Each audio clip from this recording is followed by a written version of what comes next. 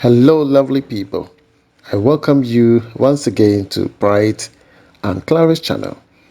Thank you all for clicking.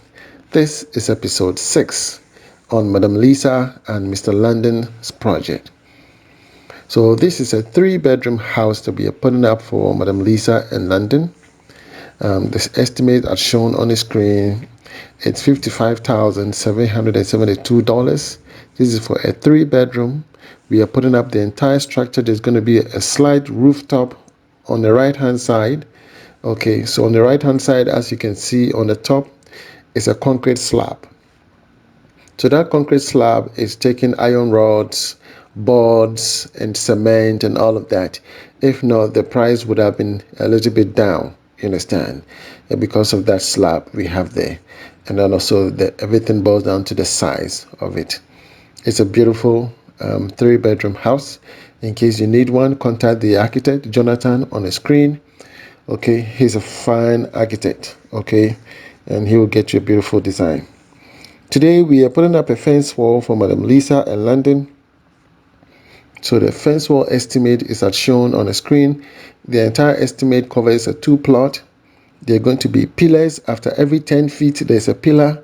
We're going to cast concrete. We're going to use boards. We're going to use iron rods.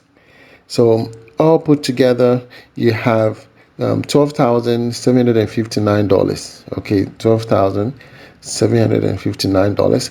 The total height of the fence wall is going to be about 12 cores. You understand? That's 12 cores of the block.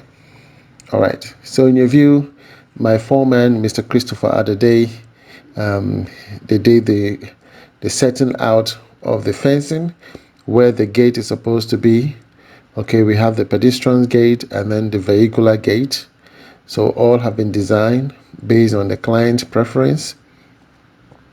And the depth that we want to go, as usual, we go 2 feet 6. Okay, but here lies the case, we want to go 3 feet 6 because of the nature of the land. The soil is a bit soft, and therefore we didn't want to compromise on quality, and therefore we decided to go a bit deeper.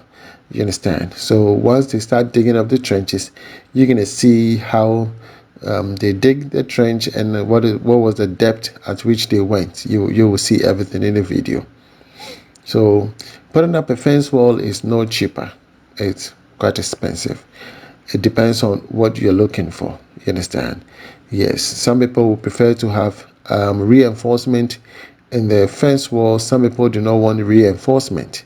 They just want to use the block back to back, and the block is going to serve as a sort of a reinforcement, but it doesn't give it 100% stamina.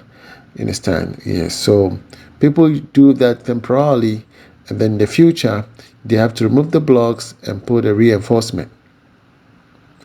Yes, that is what a lot of people do, because once you're putting up a fence wall somewhere in a bush and you have to buy a wire board and so forth, once you're done, because you're not putting up the house immediately, then the wire board will become waste because you're not using them now.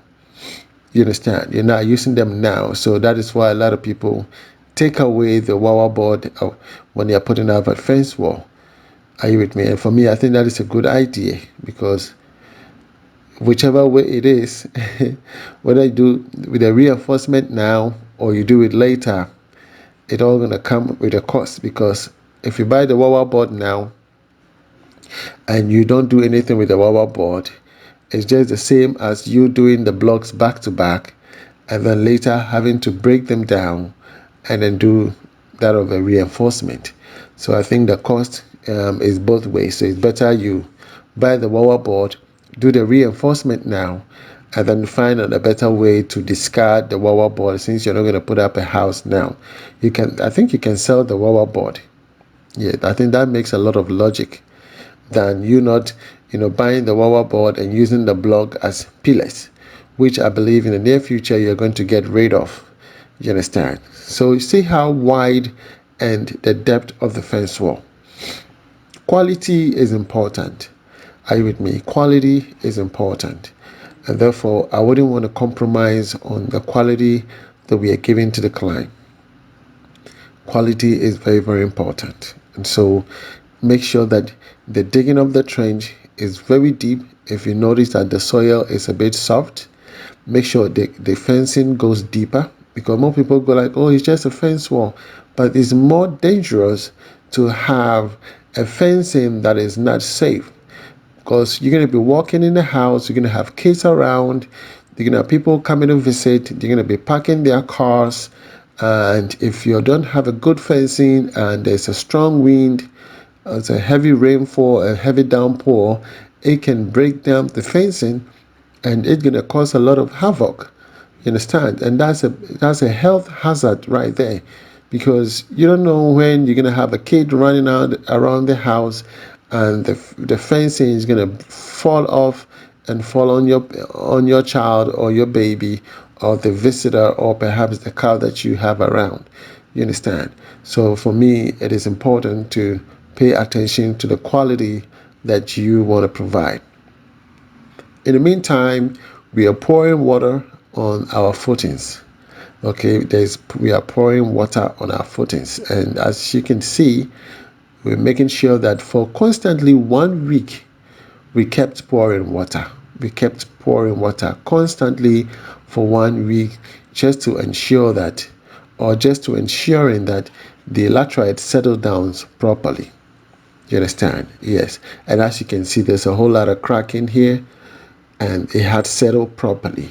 You understand? It needs to be done. All of the edges need to be dug, and then they pour constantly enough amount of water. Are you with me? See, the whole thing was popped up, but now it has settled down. So we have to top it up a little bit. We have to top it up everywhere. See, you understand? Constantly we kept pouring water, and that is the quality of work I want to give to my client. You understand? That's the quality of work I want to give to my client. And so now when you're done with this, I think somebody asked a question that his mason asks him or her to do the oversight casting right after they have poured the laterite. And I think if they follow this system, then it is okay to do the oversight. If they don't do this, then it is not okay to do the oversight.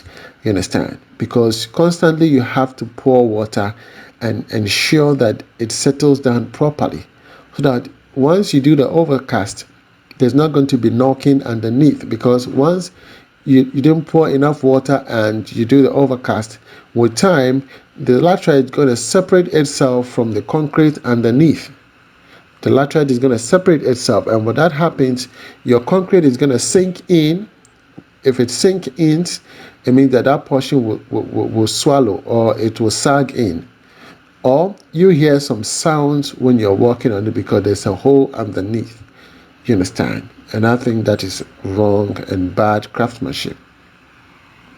So we ensuring that there's enough water, and that is why having a borehole, in areas where there's no water has become of a necessity, because you need to factor that into your project. That once I want to build a house and there's no water in my neighborhood, being self-sufficient becomes necessary, and getting your own borehole done is very, very important. Are you with me? And that is why I always urge you, when you come to me, I will give you all the advice, and once you follow, you are in a safe hands. So you can see that our fencing is trenches dug beautifully. It's very deep, making sure that everything conforms to standard. For me, I'm much of beauty and architecture. Are you with me? Beauty and architecture. Beautiful. Okay, yes. And Mr. Dade is very good at his craft. He doesn't joke with his measurement. He makes sure everything is in line.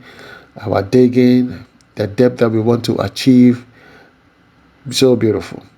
So when you have such artisans, they don't go to site and do any shortcut, but rather they ensure that a good name is better than riches. They don't just come, take the money, do some shoddy work because nobody's watching. I think you should be able to do a good job even when nobody is watching you. You understand? People tend to put cameras on themselves and they try to show something on YouTube that they're doing, but then Can you do it when there's no camera? Can you do it when there's nobody there supervising you? Can you be honest with yourself and do it the right way when the client is not around?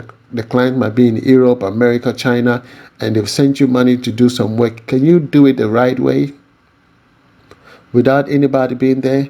Look at the gentleman. Look at the height. It's almost at his waist. You understand? And that is how deep we have to go for the fencing.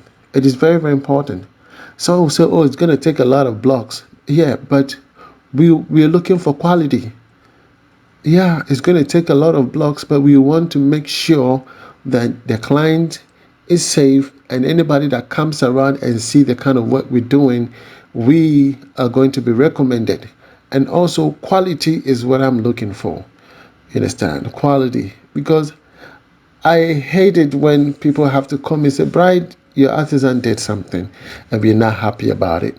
It makes me feel bad because I feel like he's not reflecting me. He's not reflecting me. I want each artisan to reflect my image.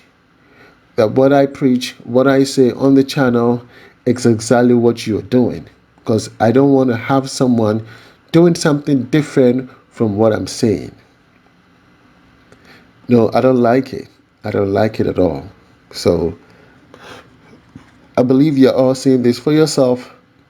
The concrete is mixed with the Vitalia. We've done our DPM. Yes. I asked my sister to even check. There's another shop in Tesano. They sell other DPM. There are other advanced type of DPM that I would love my sister to go and look at so that going into the future, I'll be using those type of DPMs. They are of different layers, different thickness, and all put together. You understand? So I'm much into that, making sure that every step of the way I am growing, I'm learning something new, and I'm improving whatever works that we are doing. So that is the pillar and the mat. What they decided to do was to set them the same day because of how we kept having heavy rains. So they were scared that if they leave the trench, probably by next day, the rains might have come in. And if the rain comes in, it's going to destroy all the hard work that they have done. Yeah, so they're using one stone to kill two birds. You understand? So hopefully this is what we are doing for Madam Lisa and Mr. Landon. Okay, the concrete is very rich. So hopefully in the next episode is going to be episode 7, episode 8 and 9. You're going to see how beautiful we have moved in the space of 1 month or even less than 1 month. We have done so much. You understand? Yes, we have done so much.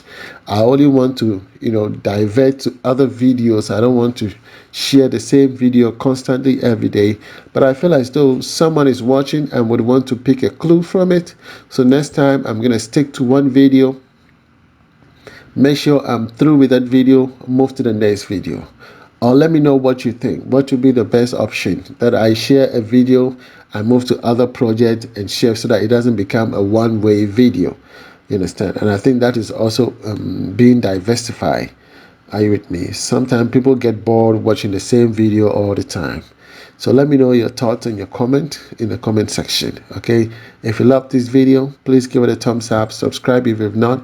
You can always reach out to me. My name is Mr. Bright. My email is bright&clara@outlook.com. Okay, I am the CEO of B&C Construction.